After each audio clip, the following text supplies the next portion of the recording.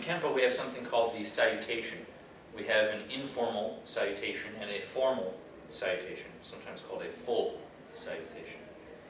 The informal looks something like this. You'd come with your feet together in attention stance, bow, stepping out your left foot into a horse stance, and your hands would come together. This is the salutation. The right hand is a fist, and the left hand covers that fist.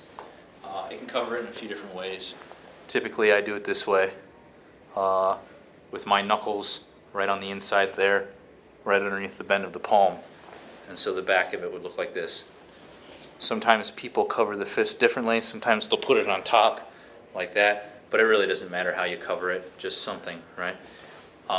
Don't be sloppy with it. Don't let the wrist come down, or don't let it be floating here on your stomach or on your solar plexus. So keep it out here about chin level, right? Forearms nice and straight on diagonals.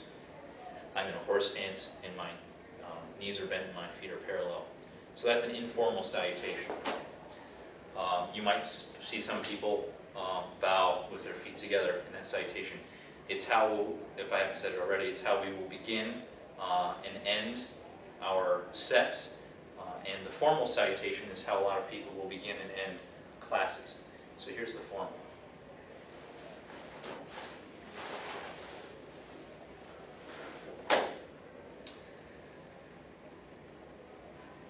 Here's the explanation that was given to me for that salutation. The warrior and the scholar unite. Back to back, we defend our country. We have no weapons. We conceal our secret and pray for forgiveness if we are forced to use it. The words that go along with that, I'll refer to the history of China, lots of dynasties, things getting overthrown and lots happening there. And so when you hear the phrase back to back we defend our country, that's what it's talking about. A lot of the movements and techniques in Kenpo can be traced to Chinese Kung Fu, and this salutation can be traced. If you study other styles of Kung Fu or Wushu, you'll see that salutation. So there you have it. Let's look at the details. So I have my right fist. My left hand is going to cover it slightly differently. It's going to look like this, kind of on the flat part of my hand like that. As I step with my right foot into a twist stance, a right front twist stance. It's going to be kind of a sloppy twist stance though.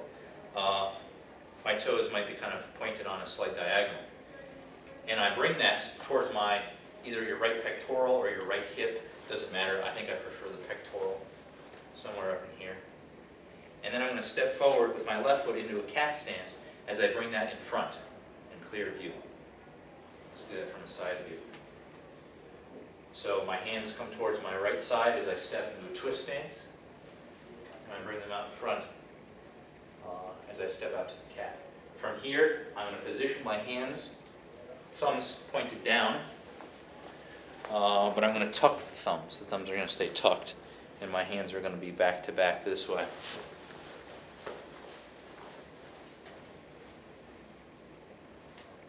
And I'm going to roll it down towards my knees, up, and into chamber.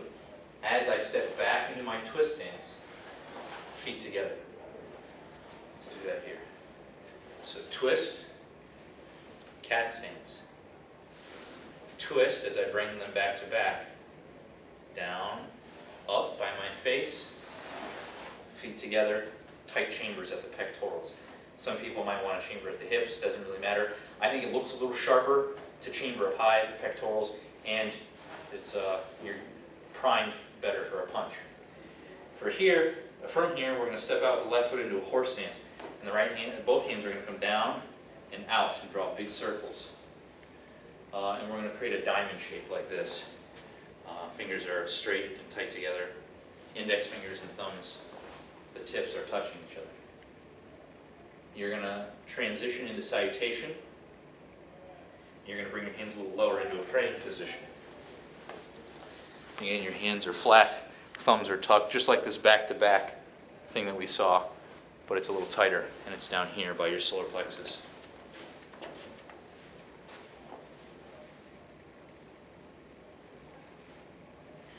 When you see people do it quickly, They really merge all of those ideas. It's out here, and their fingertips touch, salutation, praying hands, all in one. It just kind of looks like they go from fingertips to praying hands, but really there is that salutation right there in the middle before you come down here. And then you reverse that circle. You don't worry about going through salutation again. You just shoot your hands straight up, and your left leg kind of copies what your arms are doing. And you bow. So that's the full salutation. Like I said, when people are practicing forms or katas, they'll begin and end it that way, and also they will begin and end class with that full salutation.